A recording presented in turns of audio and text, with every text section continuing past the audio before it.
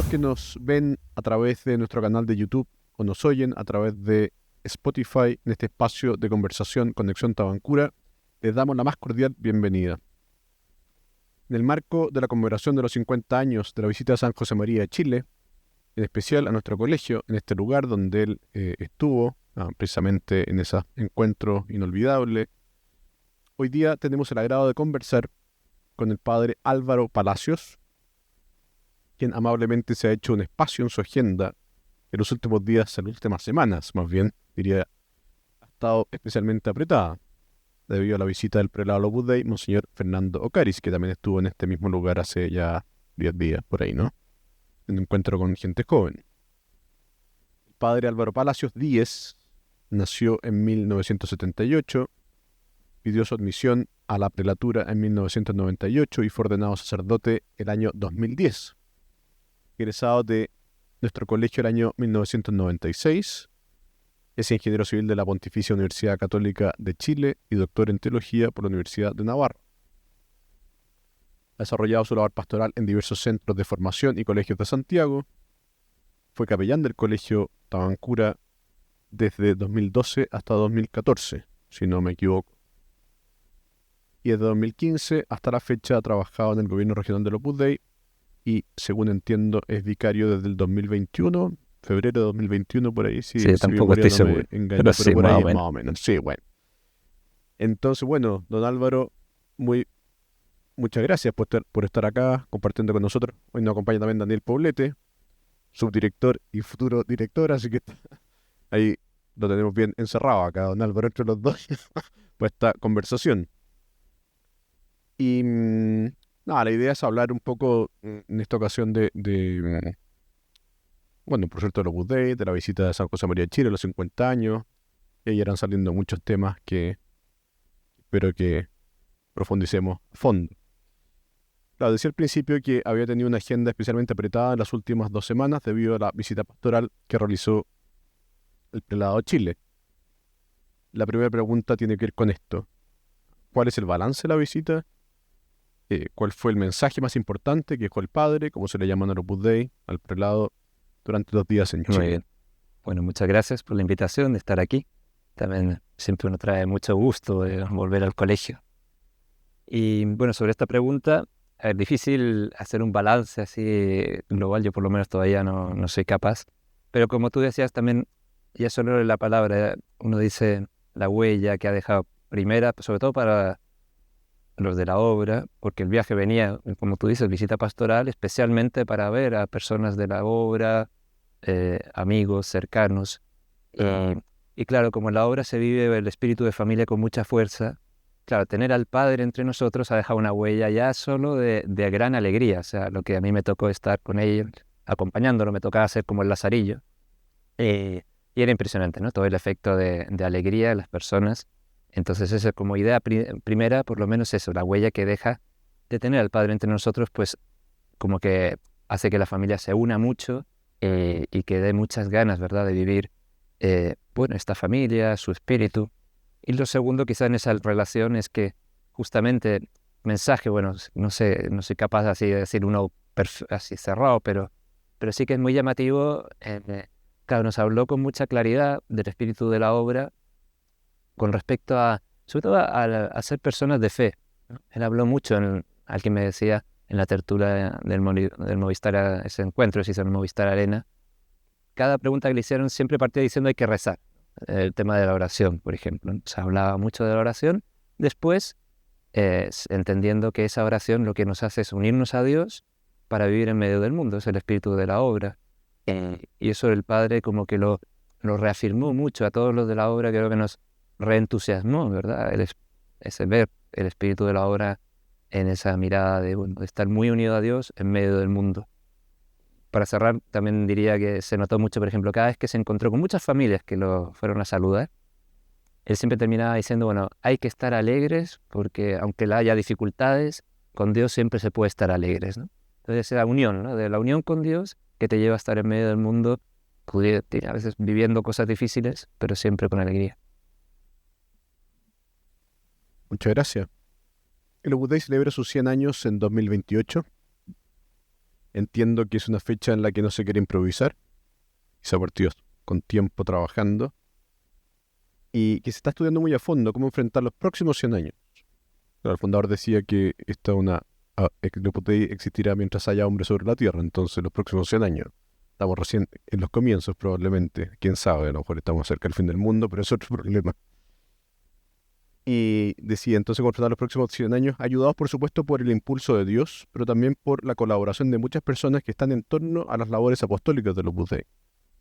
En esta línea, hace unos 3 meses más o menos, revisé por allá, me parece fue en abril, a mediados de abril, se solicitó a los padres del colegio su colaboración en este proceso a través de una encuesta. ¿Nos puede contar un poco de este proceso? Yo sé que está en curso, por lo tanto lo que se pueda contar no es que esté oculto, sino porque está en desarrollo, no está concluido.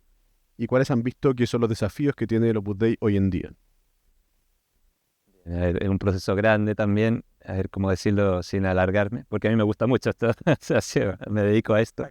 Sí, justo después del viaje hemos tenido después unas semanas de trabajo, se llaman, unas jornadas de trabajo que se ha tratado de recoger todo lo que se había, eh, bueno, visto en las encuestas, sí, y tratando de captar eso, ¿verdad? Mirando hacia adelante, ¿no? O sea, mirando hacia qué es la realidad del país, de la iglesia, y cómo la obra puede ayudar.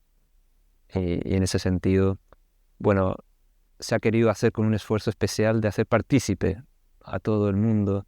También nos interesa mucho las personas que no son de la obra, como una manera de decir, bueno, entre todos tenemos que hacer el bien, ¿no? O sea, es como un mensaje también muy propio de que aquí las cosas las hacemos entre todos, ¿no? No es posible, eh, somos pocos para todo lo que hay que hacer, entonces hay que sumar fuerzas. Y en ese sentido también hemos ido viendo grandes así como líneas, son parecidas a las de la Iglesia en los últimos años, en el sentido de que uno dice, bueno, tenemos claridad de la centralidad de Jesucristo, hay ahí como un tema siempre, ya el prelado lo dijo desde su elección en 2017, y cada vez lo que estamos queriendo cómo vivirlo mejor, ¿no? Cómo centrarnos en Cristo y desde Cristo, o sea, vida interior profunda, hacer el bien. Y de ahí van saliendo líneas, la familia está siendo un tema prioritario, cómo ayudar a la familia, cómo reforzar la familia. Justo hoy día tuvimos me acuerdo, una iniciativa que hay de una fundación de Partamos por Casa, de tratar de ir como capacitando a los matrimonios jóvenes desde antes de que empiecen los problemas. Bueno, está en distintas líneas, estamos tratando de impulsar, ayudar a la familia, a reforzar la familia en el matrimonio y la educación de los hijos. Después hay otra línea que es conectar con gente joven, eso también es muy propio en los últimos años en la iglesia. Uno nota ese desafío de cómo mostrar la belleza de la fe a la gente joven que sigue buscando ideales, así que uno está muy esperanzado de que las dos cosas calzan. Se juega local. Exacto, uno tiene mucha tranquilidad, pero hay un desafío de hacer la conexión, porque cada generación nueva es distinta. Después, ese querer activar a todos. O sea, volvemos a lo primero de la misma encuesta, hacer partícipes porque necesitamos que todos estemos activos. O sea, esto no se trata solo de algo que van a hacer los sacerdotes, ¿verdad? O los del Opus Dei, y que además hay menos. Exacto. Así que van por ahí, diría yo.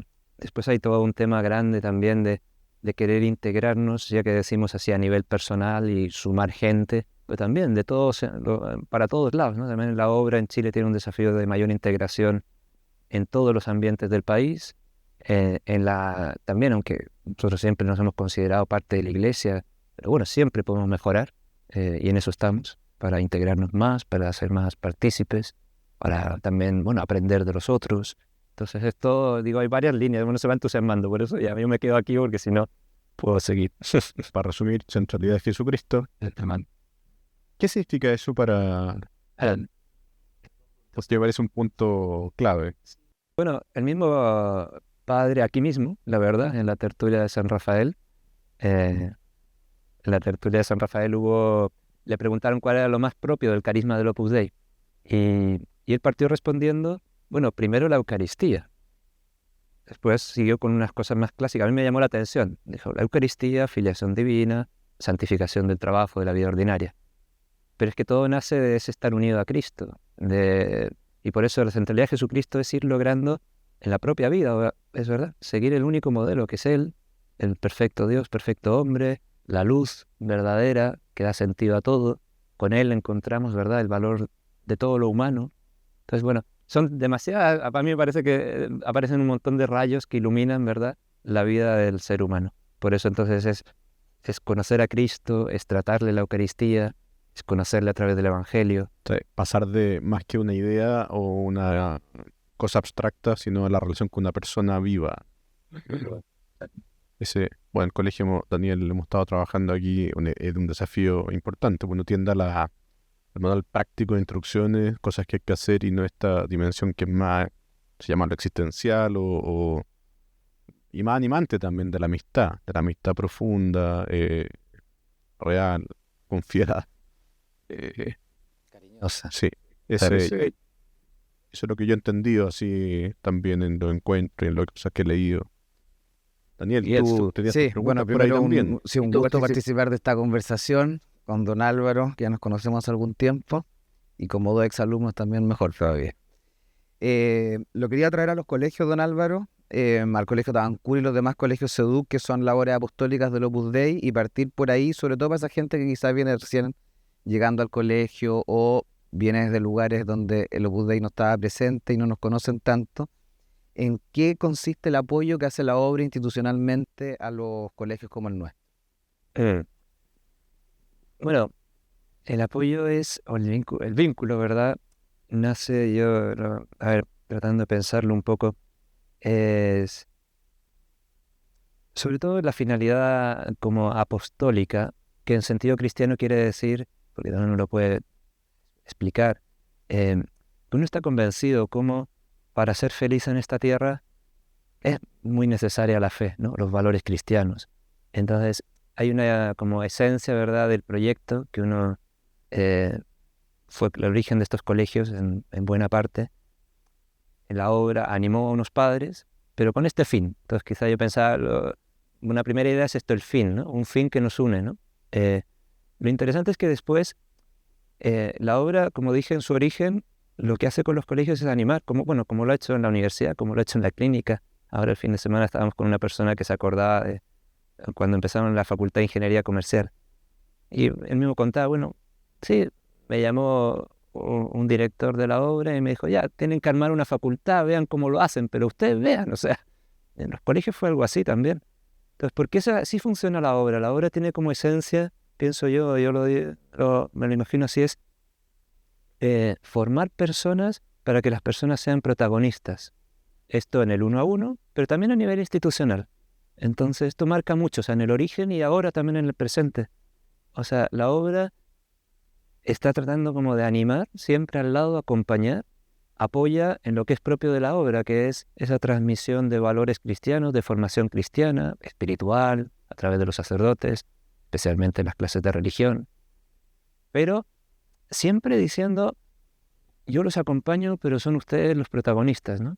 Yo los apoyo con formación, que es lo que yo sé, que puedo dar, pero yo no sé tanto ni de colegio ni de educación, pero los animo con este fin, ¿no?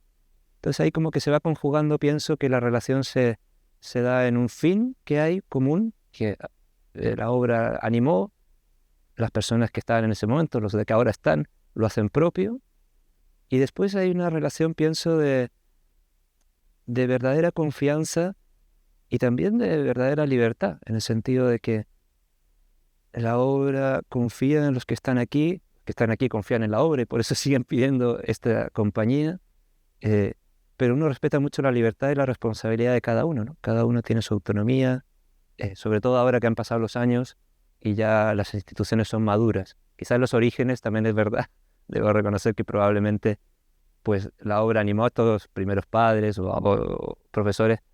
Y igual tenía que estar ahí siempre apoyando más, quizá ya yo te ayudo con conseguir un poco de dinero, yo te ayudo con conseguir personas. Pero eso ya no se da porque hoy en día la relación es ya una institución muy madura, que es autónoma, y la obra está cerca para acompañar en lo espiritual, para Un consejo permanente. un consejo, exacto. Siempre en vistas a conseguir el fin. O sea, la obra pone su parte y el colegio, bueno, si fuese la universidad, todo ese trabajo maravilloso que hacen las personas que están allí, para también hacia el fin, ¿verdad? De ese transmitir valores que hacen feliz a la gente, ¿no? Yo diría, no sé si se ha entendido, pero bueno, Sí, por ahí. perfecto. Sí, Daniel, tú lo experimentamos en el colegio.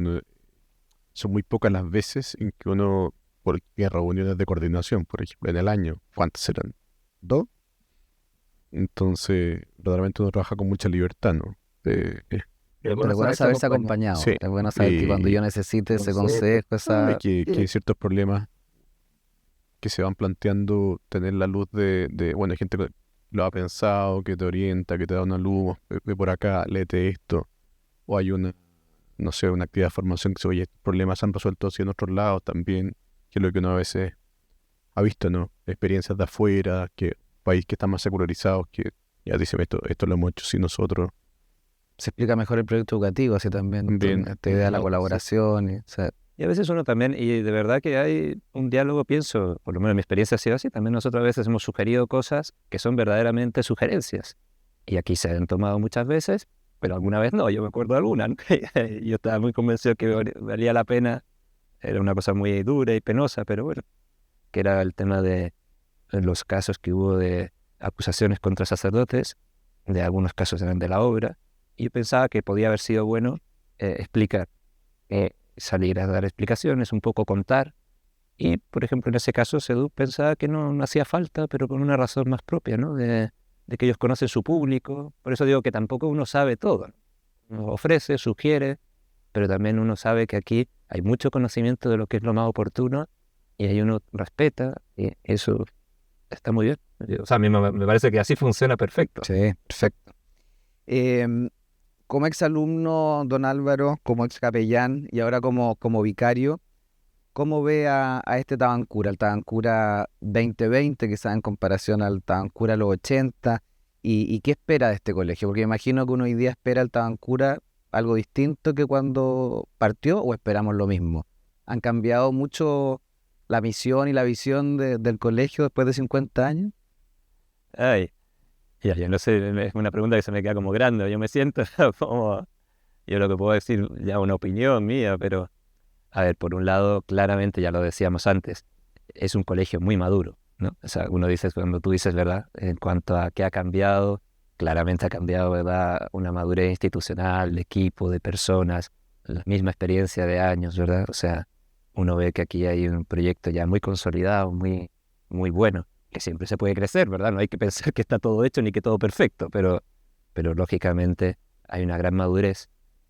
Ahora, como tú decías, yo creo que, pero igual la esencia no cambia, ¿no? O sea, cuando tú decías, ¿verdad? Y lo que uno espera, yo creo que se sigue esperando lo mismo, ¿no? O sea, uno dice, como todo proyecto educativo, es formar personas, ¿verdad? E íntegras, completas, y con esto que decíamos antes, ¿no?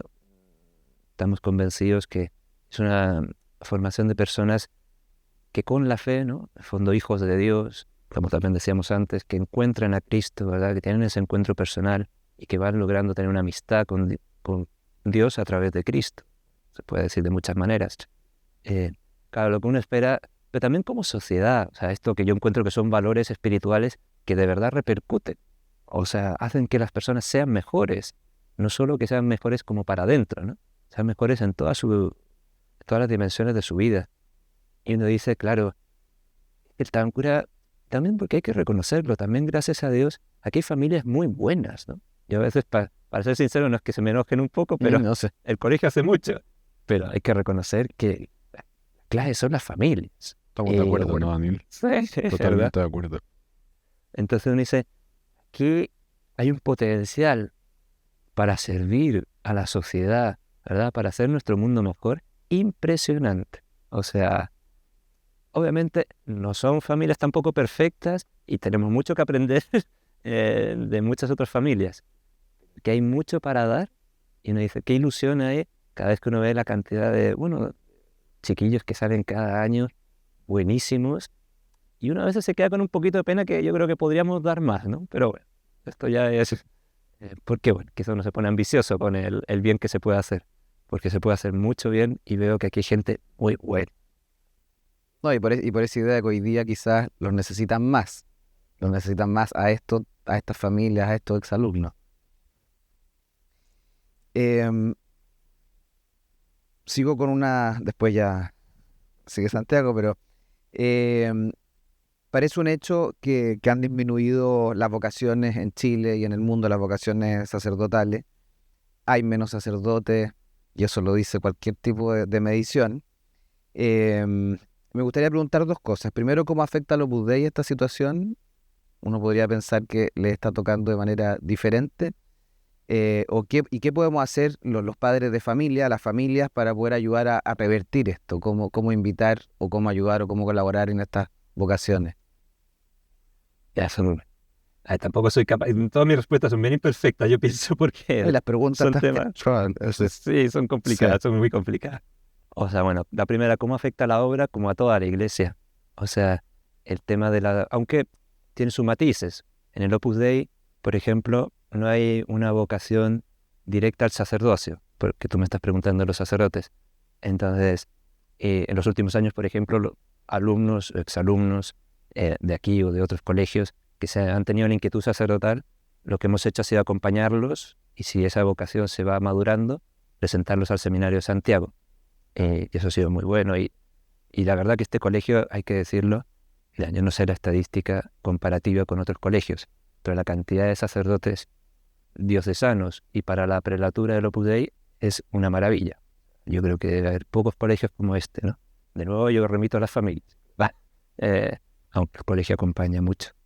Pero entonces, bueno, sin duda a la obra le ha pasado lo mismo, aunque en un camino distinto, no tanto en cuanto directamente sacerdotes, sino la vocación al celibato, ¿no? O sea, esa vocación al celibato se ve, es como somos parte de la iglesia. O sea, está costando a la gente joven plantearse el camino al celibato como una opción atractiva y decidirse, ¿no? Jugársela. Entonces eso se está notando. En los últimos años, igual que en la iglesia, han bajado también las vocaciones, que en este caso en el Opus Dei sería a numerarios y agregados. Eso sería. ¿Y a Chile como en el mundo parecido o O sea, nosotros todavía estamos un poco más... no, a ver, en Chile ha sido un poco más duro. A ver, tampoco es fácil estas generalizaciones totales, ¿no? Pero hemos tenido la visita del padre, ahora ya hablamos un poco de esto, y antes también de otras visitas que vinieron de Roma. Nos dicen, a ver, en todo el mundo occidental de una cultura más o menos similar y que está en un avance parecido al de Chile, el tema del celibato cuesta igual. O sea, eso es muy parecido. Para ser preciso, España, Francia, Inglaterra, Incluso me Argentina, decían Argentina, México. Brasil, Estados Unidos, aunque cada país tiene procesos distintos. El mismo Brasil ha tenido un crecimiento ahora de conversiones, y se ha notado mucho en la obra también. O sea, entonces, pero ahí también me decían, más en vocaciones a supernumerarios que vocaciones al celibato. O sea, aún así, en toda la cultura occidental, el celibato no se está viendo su belleza y está siendo una opción que la gente joven o no se atreve o no logra descubrir la belleza que tiene. Entonces eso está costando. Ahora que también nos dijeron que en Chile estaba un poco peor que en estos países comparativos. Porque y ahí ya las explicaciones pueden ser la crisis de abusos de la iglesia que hemos tenido más difícil. Bueno, pero es difícil hacer una explicación y no me atrevo. Pero ha habido un poco más. Ahora hay otros países, en Nigeria, nos contaban también, que ahí sí que, en cambio, hay una gran cantidad todavía de vocaciones para el sacerdocio, para la obra, en el celibato, digamos, ¿no? Y la segunda pregunta que me decías era ¿Qué podemos hacer nosotros como padres para esto? Rezar de todas maneras, pero bueno, ¿qué más? es interesante. Hay que hablar de sacerdocio con los hijos, de vocación, Creo que sobre todo de vocación. O sea, yo creo que también me gustó mucho en estos días con el padre, también alguien lo decía y creo que toda la razón, o no, perdón, fue en una de las reuniones que tuvimos esto que les decía, jornadas de trabajo. También hay que, jornadas de trabajo me refiero con esto de las encuestas del centenario. Ahí aparecía también, hay que hablar tanto del verdadero matrimonio como del celibato juntos. Son dos caminos que son muy parecidos en el sentido de que son dos caminos de amor, que son dos maneras de realizarse plenamente. Y hay que hablar mucho, eso sí, de eso, de que existe una vocación, ¿verdad? Que hay como una llamada, una misión, y que la gran mayoría del matrimonio, maravillosa, pero es un camino y una llamada al amor, que es plena y que es muy sacrificada también, pero que hay que sobre todo resaltar lo plena que es, ¿no? Lo maravillosa que es. Y con el celibato hay que hacer lo mismo, porque eso es quizá donde se ha desbalanceado. Yo creo que gracias a Dios en familias buenas católicas como en la gran mayoría de este colegio, bueno, todas, pero yo creo que gracias a Dios el matrimonio cristiano todavía se logra mostrar la belleza que tiene. Lo que quizás se nos está cayendo un poco es la belleza del celibato. O sea, que también es un camino muy pleno, muy de verdad maravilloso y de verdad que te realiza como persona. No es que sean unos pocos que se sacrifican para que los demás estén bien, ¿no? Pues hay que conquistar un poco esa belleza del celibato que se ha perdido. Creo que eso los padres, primero ellos mismos, ¿verdad? Tienen que de alguna manera descubrirlo. Porque digo, a todos nos afecta el ambiente y esto es muy normal. Entonces, para poder eso transmitirlo a los hijos, ¿no? Y hablar, como tú dices, sobre todo hay que dar mucha libertad a los hijos, pero también hay que decir a los hijos, tu libertad es para invertirlo en algo grande, ¿no? Es un amor. Y tienes que descubrir cuál es el amor de tu vida. Eso es como creo que los padres tienen que ir cultivando. Porque digo, nos movemos en un ambiente en que se considera que la libertad es un fin en sí misma, o que a la larga la verdad que tampoco es así, porque al final es un fin para uno mismo. Es una libertad muy centrada en uno, y eso a la larga no hace feliz para nada, ni realiza como persona. Entonces, creo que hay todo un camino de entender bien con profundidad, ¿verdad? Cómo el ser humano está hecho para el amor, cómo hay vocaciones, y hay que hablar de eso, ¿no? Vocaciones al amor, y hay que ir haciendo, ¿verdad? Pensar a los hijos cuál es la suya, ¿no? Que la vayan descubriendo, para qué los habrá creado Dios, ¿no? Y hay un juego muy propio de la propia libertad en esa elección. Es bonito también verlo así. No es que la vocación para uno sea algo que a uno le imponen de fuera.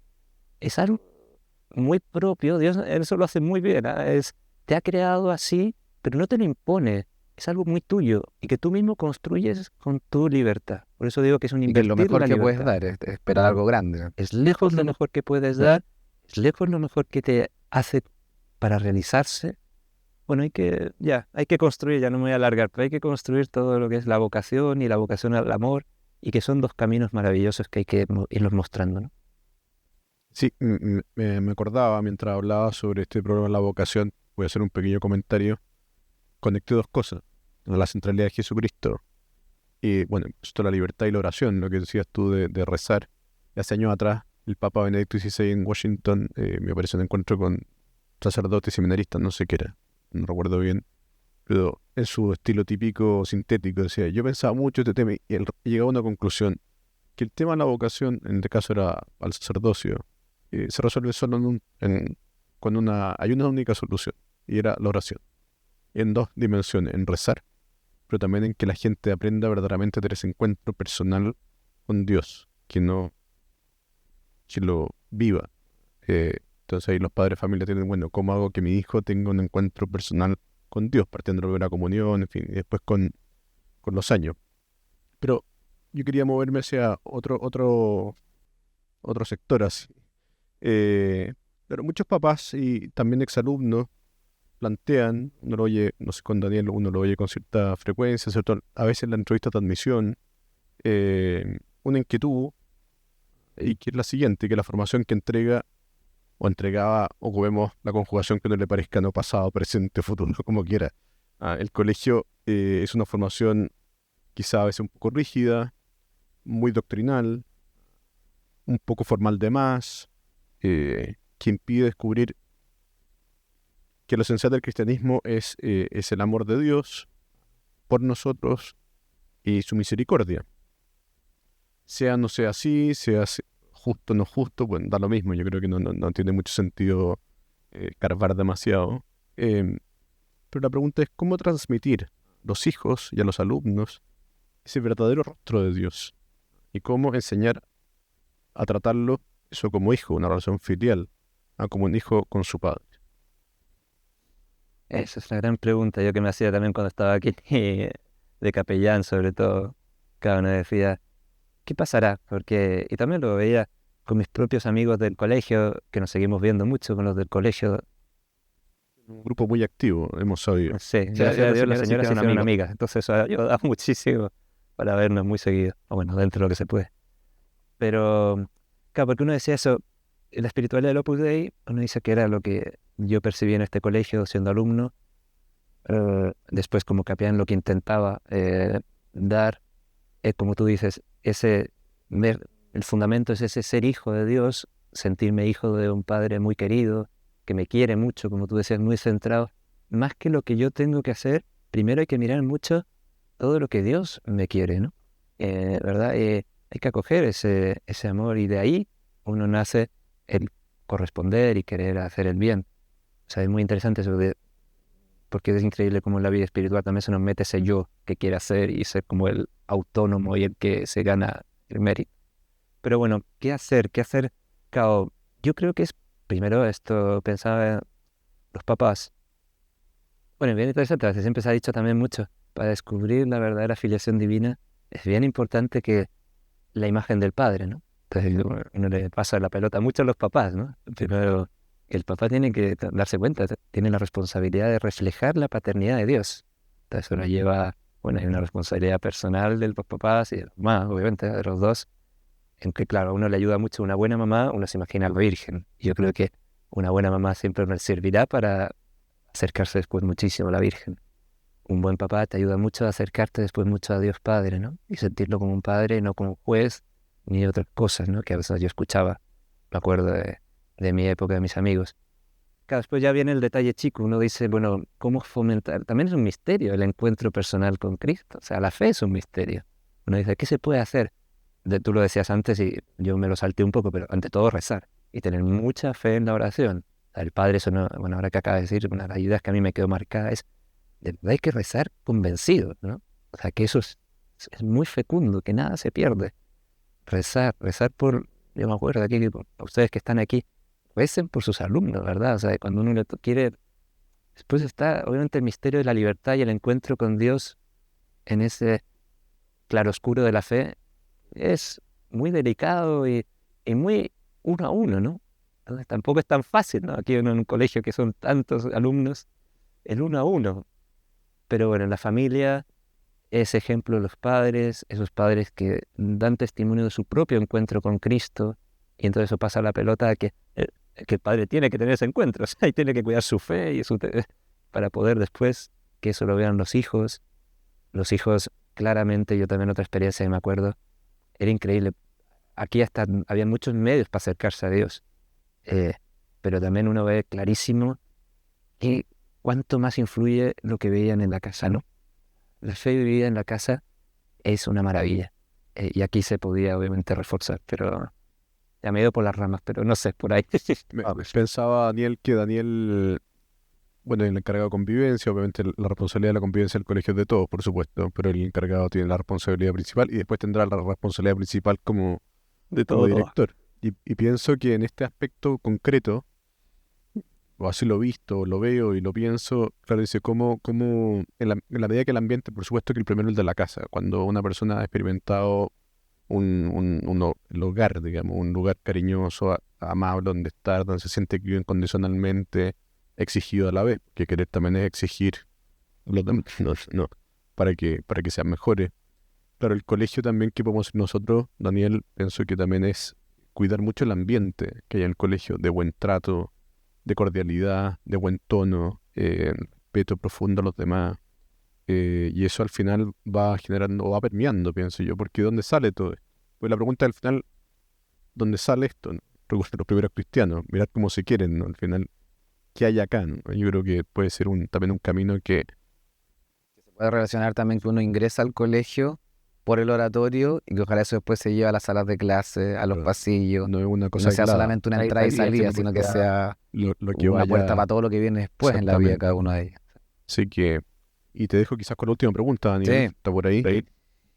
Em, en la misma línea, ¿no es cierto?, de esta preocupación de los papás porque nuestros hijos el día de mañana sepan tratar a Dios, se sientan hijos de Él. Es un hecho de la causa que a veces hay papás que han puesto empeño por educar a su hijo en la fe y resulta que al poco salir del colegio, estos niños, estos alumnos, o quizás antes, dejan de ir a misa, dejan de vivir los sacramentos.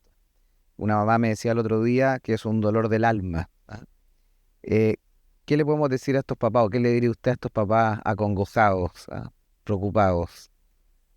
Bueno, primero que que primero hay que tener mucha esperanza, ¿no? O sea, todo lo que uno ha sembrado con cariño, y sobre todo de oración, pero también, bueno, en todas sus formas del cariño, nada se pierde, ¿no? O sea, y que la fe que uno ha sembrado, y ahora estoy en el preescolar del Cantagallo, entonces uno está con los niños más chicos de los chicos, que absorben como esponja, pero claramente son muy, muy pequeños. Y hablamos con los papás, nos juntamos, es decir, claro, aquí estamos comenzando la siembra de la fe. Después esta semilla va a tener un itinerario muy largo y que tiene que ser así. La maduración de esa semilla, cómo va a ir brotando. Yo también les contaba a los papás, por la experiencia que tuve aquí, bueno, y en otro colegio, los Alerces, uno dice, claro, está muy bien y es normal, esos niños que a mí me tocan en el preescolar tienen una fe casi innata porque sus papás la están sembrando y los niños inmediatamente la toman. O sea, son unas esponjas, ¿no? Y rezan y le mandan besos a Jesús en el oratorio y de todo tipo de cosas verdaderamente entrañables. Pero también uno sabe que esos niños van a llegar a un momento, y es propio de la adolescencia, ¿no? Yo no soy tan experto, pero bueno, el adolescente está queriendo ganar su autonomía, ¿verdad? Se pone rebelde, en parte por eso, ¿no? ¿Verdad? Está madurando, quiere ser alguien él ya, y además no solo bueno, sino necesario, ¿verdad? Que tenga esa maduración humana. La fe le pasa lo mismo. Hay un proceso, ¿verdad?, que tiene que ver con esto que hablamos del encuentro personal. Claro, sí, bueno, no sé, muchos me parece, nos pasa que cuando nos preguntan, ¿por qué crees tú? Y yo, si me preguntan, yo digo, bueno, yo creo porque mis papás creían, para empezar. Pero no es solo por eso. O sea, al pasar los años, se fue produciendo una experiencia personal, ese encuentro personal con Cristo, y yo ya ahora, claro, si me preguntan, yo digo, sí, creo porque mis papás creían, pero también creo ya por todo un itinerario, digamos, de fe mío, ¿no? Entonces también, volviendo a la pregunta, es, a ver, calma, ¿no? O sea, desgraciadamente nos está tocando vivir un mundo, bueno, desgraciadamente nunca se sabe bien cuál fue el mundo, nunca es bueno comparar si hay épocas mejores o peores. Es la que nos toca, ¿no? Es la que nos toca, tiene sus cosas buenísimas, tiene sus desafíos. Los desafíos en cuanto a la fe es que, lógicamente, los exalumnos, me acuerdo que también me lo decían a mí, y uno lo entiendo, o sea, un alumno aquí en una familia católica, en un colegio católico, en general, pues practicaba la fe porque lo tiene muy facilitado y era una fe verdadera. Pero lógicamente, al salir, o ya quizá aquí en el colegio, porque ya interactúan bastante con el mundo, ¿verdad? Las redes, otros colegios, otras personas. Sí, obviamente te sientes cuestionado por un mundo y sientes que tener fe, te sientes un poco distinto, casi un bicho raro en algún modo, ¿no? Entonces te complica. Y un adolescente, claro, eso son crisis que le producen. Claro, el ideal que uno quería era, y es lo que uno de los papás los anima, a ver, paciencia, no desanimarse, pero hay que estar ahí para ir acompañando en esas crisis. Las crisis siempre uno puede salir reforzado, ¿no? No siempre una crisis es destructiva. Al contrario, a veces una crisis a uno le lleva a profundizar mucho más que si hubiera mantenido todo en un ambiente sano y todo tranquilo, ¿no? Entonces, es verdad que a uno le da pena porque uno dice, bueno, hay cosas objetivas, ¿no? Que de hacer el mal o de quizá alejarse de Dios. Pero no hay que, esto que decíamos, tanto que la fe que uno ha sembrado siempre estará allí, y después esta idea de que los papás tienen que aprender a encontrar en las distintas épocas de este itinerario, cómo van acompañando a su hijo.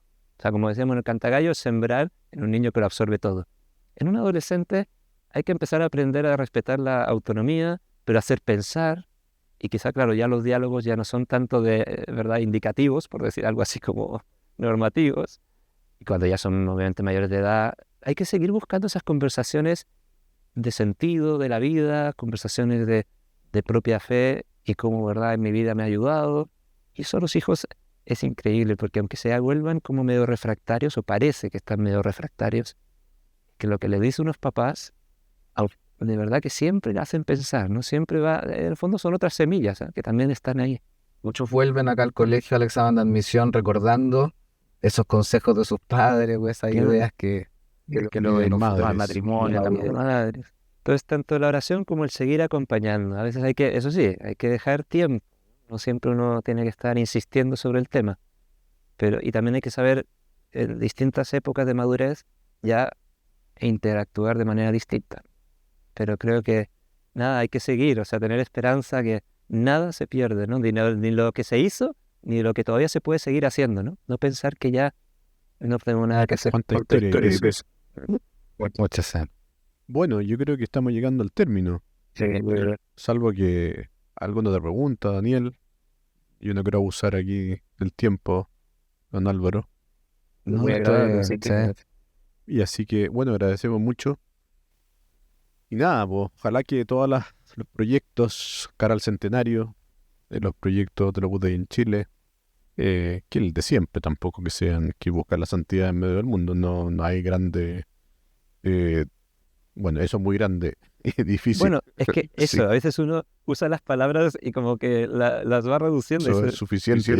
Exacto, santidad es la maravilla del bien, de hacer el bien, de estar con los demás. A veces también hay que entenderla bien, se han deformado a veces las palabras, ¿no? Pareciera que es perfeccionismo, que sería todo, no, es O vida inmaculada. exacto, ¿no? Es con las imperfecciones que tenemos, pero bueno, la maravilla de estar con Dios y con Dios, hacer divino los caminos de la tierra, ¿no? Que decía también San José María. O sea, es muy Vamos bonito. con esa frase. Es. Muchas gracias.